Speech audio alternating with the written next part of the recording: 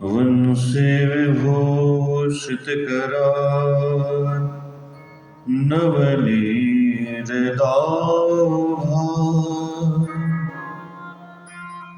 पीताम्बरातरुणबिम्बफलाधरोष्ठा पूर्णेन्दुसुन्दरमुखा दरविन्दनेत्रा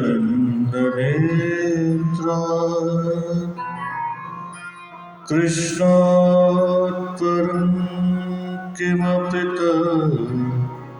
त्वमहं न जाने। बोले सच्चिदानंद भगवान की जय, सहंसा राम की जय, पूज्य स्वामी हरिओम जी महाराज की जय, पूज्य स्वामी गोविंद प्रकाश जी महाराज की जय, पूज्य स्वामी अमर मुनि जी महाराज की जय, पूज्य स्वामी किशोरदास जी महाराज की जय, सद्गुरुदेव भगवान की जय।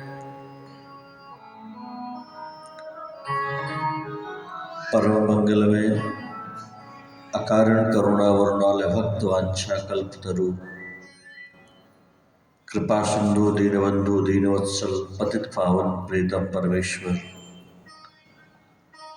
श्याम सुंदर श्री वाक्य विहारी लाल की पावन कृपा करुणा से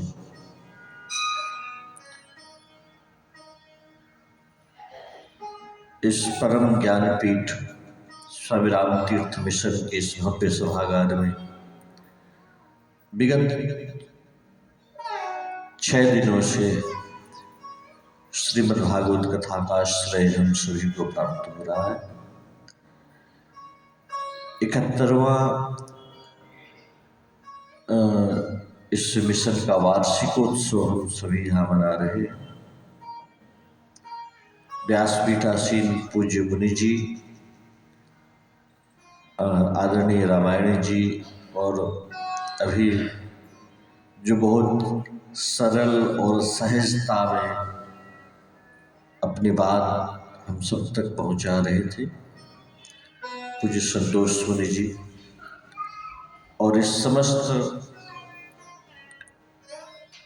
ज्ञानपीठ का अपने कर्म योग के माध्यम से संचालन कर रहे हैं पूज्य माता श्री सुनीता मल्होत्रा जी और समस्त आप सभी श्रुति श्रोता बंधु। 71वां वार्षिकोत्सव हम सभी मना रहे हैं। ये बहुत विराट परंपरा है। स्वामी हरिओम जी महाराज, स्वामी राम तीर्थ जी महाराज, जितने भी इस मिशन की परंपरा में महत्पुरुष हुए वो सब एक से एक विलक्षण महापुरुष। स्वामी राम तीर्थ जी महाराज के एक अपनी दिव्यता, अपनी महिमा, गरिमा, गवेषणा, और स्वामी हरिओम जी महाराज, मैंने सुना है कई माताओं से कि स्वामी हरिओम जी महाराज के सामने जब बैठते थे तो कुछ पुरानी माताएं, जो जोली माता जी थी और भंडारी माता जी, वो सब बताती थी कि वो स्वामी हरिओम जी महाराज की चेहरे में जो नूर था, आंखों में आंखें डाल करके देखना मुश्किल होता था। और स्वामी गोविंद प्रकाश जी महाराज, स्वामी अमर मुनि जी महाराज, आप सबने दर्शन किया होगा। स्वामी अमर मुनि जी महाराज का एक अपना वैदुष्य था। वाल्मीकि रामायण पर स्वामी जी का अद्भुत उद्बोधन, और डॉक्टर स्वामी किशोरदास जी महाराज सरलता और सहजता की प्रतिमूर्ति। मिशन को ही नहीं, संपूर्ण भारत को उन्होंने बहुत बड़ा एक गिफ्ट दिया है, उपहार दिया है। हम लोग व्यवहार में कुछ न कुछ छोटा मोटा गिफ्ट देते हैं, किसी पार्टी में जाते हैं, कहीं बर्थडे पार्टी, एनिवर्सरी है, कुछ भी है तो छोटा मोटा गिफ्ट देते हैं। लेकिन पूज्य स्वामी किशोरदास जी महाराज ने संपूर्ण जगत को एक बहुत बड़ा उपहार दिया है, और वो उपहार दिया है, साहित्य का उपहार दिया है। पूज्य स्वामी जी ने 29 ग्रंथों का लेखन, और वो एक से एक अद्भुत ग्रंथ।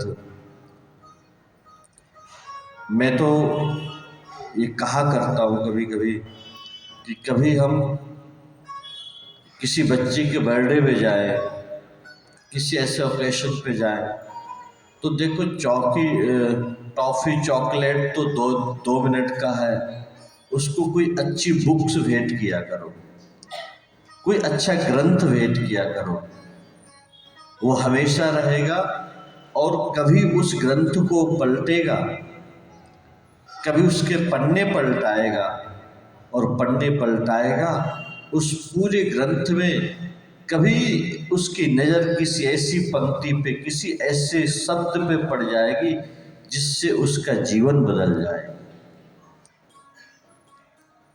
तो ये बहुत विशाल गरिमामयी परंपरा स्वामी राम तीर्थ जी महाराज की, और उसी का आज हम 71वां वार्षिकोत्सव मना रहे हैं। अभी बहुत विस्तृत चर्चा ज्ञान की, भक्ति की, वैराग्य की हम लोग श्रवण कर रहे थे,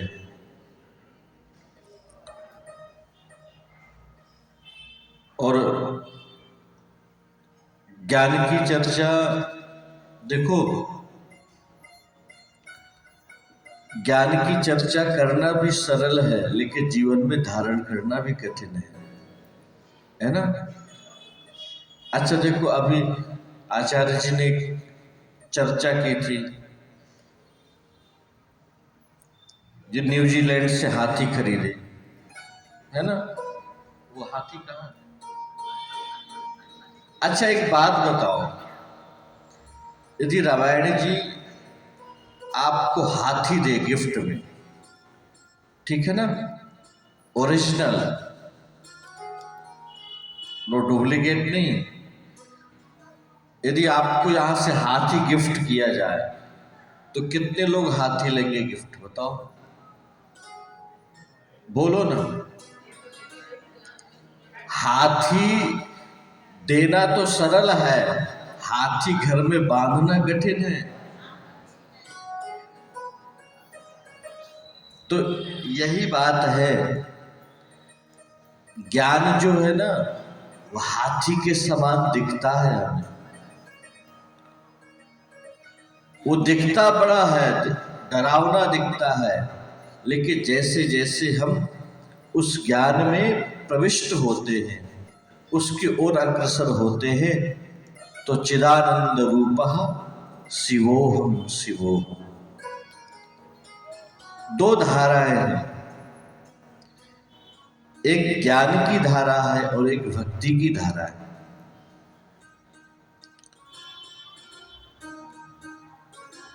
देखो, सफर करना हो, यहां से मुंबई जाना हो आपको, तो बहुत सारे माध्यम हो सकते हैं जाने के। आपके पास कार है, आजकल तो रोड भी बड़े अच्छे हो गए। पीछे 9 तारीख को मैं नॉन स्टॉप शिमला से लेकर लखनऊ तक ड्राइविंग की, तो रोड भी अच्छे हो गए। तो मुंबई जाना हो तो आपके पास साधन है, तो आप बाई कार जा सकते हो, बाई ट्रेन जा सकते हो, बाई एयर जा सकते हो। साधन बहुत सारे हैं, हम किसी से भी सफर कर सकते हैं, लेकिन ये देखना होगा कि हम किस साधन का आश्रय ले सकते हैं। हर व्यक्ति ट्रेन से नहीं जा सकता, हर व्यक्ति कार से नहीं जा सकता, हर व्यक्ति हवाई जहाज से नहीं जा सकता। सबकी अपनी अपनी योग्यता है, हर व्यक्ति की अपनी अपनी योग्यताएं हैं। तो रास्ते तो अनेक हैं, लेकिन उसमें चलने की योग्यता हम पे निर्भर करती कि हम किस रास्ते से जा सकते हैं। तो श्रीमद् भागवत जो है वो भक्ति, ज्ञान और वैराग्य का विशुद्ध जो शास्त्र है, इसमें भक्ति की भी चर्चा है, ज्ञान की भी चर्चा, वैराग्य की भी चर्चा है। लेकिन जो श्रीमद् भागवत है वो प्रेम का विशुद्ध शास्त्र है, और प्रेम का ही दूसरा नाम भक्ति है। सात्वस्मिन् परम प्रेम स्वरूपा।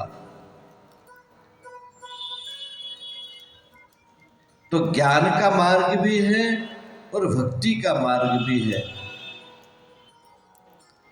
किसमें सहजता है, इसमें चलना है। और यदि और इसको ज्ञान और भक्ति को बहुत सरल शब्दों में देखें,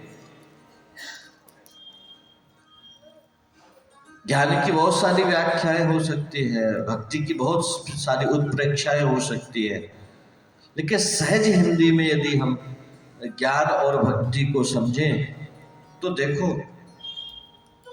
ज्ञान वो है, बिल्कुल सहजता में यदि समझें तो ज्ञान की परिभाषा बस इतनी सी है कि मेरे सिवा कुछ नहीं। क्या है ज्ञान की परिभाषा? मेरे, बोलो ना, भूख लग गई क्या? तो फिर मेरे सिवा कुछ नहीं, मतलब जो कुछ हूं वो मैं ही हूं। ये ज्ञान की परिभाषा। क्योंकि ज्ञान में ब्रह्म को हम मानते हैं, और वो ब्रह्म क्या है? वो ब्रह्म एक ही है, एक ही ब्रह्म है, दूसरा उसके सिवा कुछ है ही नहीं। और वही ब्रह्म मैं हूं, वही ब्रह्म आप है। क्योंकि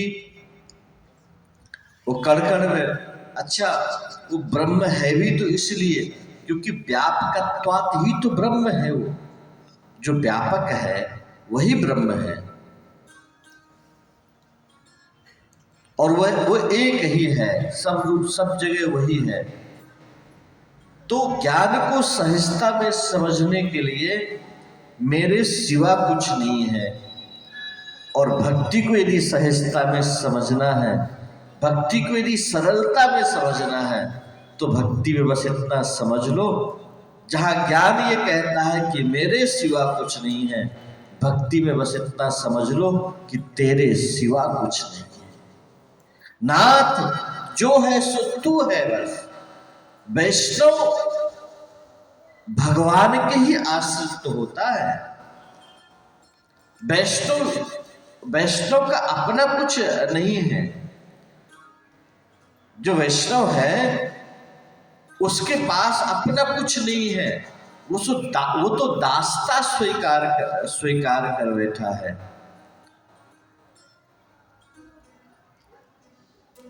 ठाकुर जो कुछ भी है सो आप ही है, मेरा नाथ तू है, नहीं मैं अकेला मेरे साथ तू है। तो भक्ति में बस इतना ही है कि तेरे सिवा कुछ नहीं है। और यही वैष्णव की कामना है कि हे ठाकुर जो कुछ भी है मेरा, जैसे छोटा सा बालक होता है ना, नन्हा सा बालक, और वो अबोध बालक होता है तो उसको चिंता नहीं होती। क्यों? क्योंकि उसको पता है कि मेरी माँ है। सारी चिंता तो माँ को होती है ना। तो वैष्णव जब तक भगवान के आश्रित रहता है तो उसको कोई चिंता नहीं, क्योंकि उसके पास है ही नहीं कुछ। जब कुछ हो तो ही तो चिंता हो ना। एक महात्मा के पास एक व्यक्ति आया, तो उसने कहा कि महाराज मैं तो बहुत परेशान हूँ। क्यों परेशान है भाई? बोले मैं इसलिए परेशान हूँ कि शनि चल रहा है मुझ पे, शनि की 7.5 चल रही है। तो उसने कहा कि एक काम कर, कोई काली वस्तु दान कर दे। बोले काली वस्तु क्या दान करूं? तो बोले चलो ऐसा कर, काली भैंस दान कर दे, काली गऊ दान कर दे। बोले महाराज वो तो सामर्थ्य मेरे पास है नहीं, काली गाय काली भैंस दान करूं, इतना मेरे पास है नहीं। तो एक काम कर कि तुम काला तिल दान कर दो किसी को। बोले वो भी नहीं है महाराज। तो बोले फिर एक काम ये कर कि काला धागा दान कर दे। बोले वो भी मेरे पास नहीं है।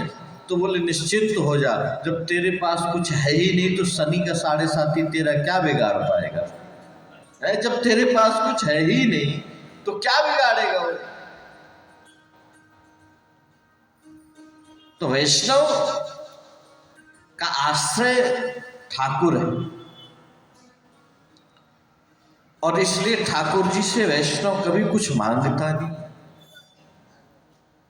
उसकी कोई कामना नहीं होती।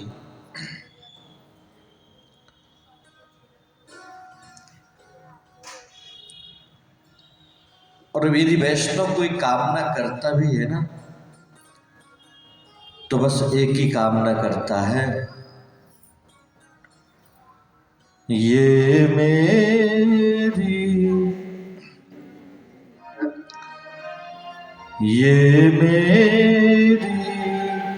अर्जी है,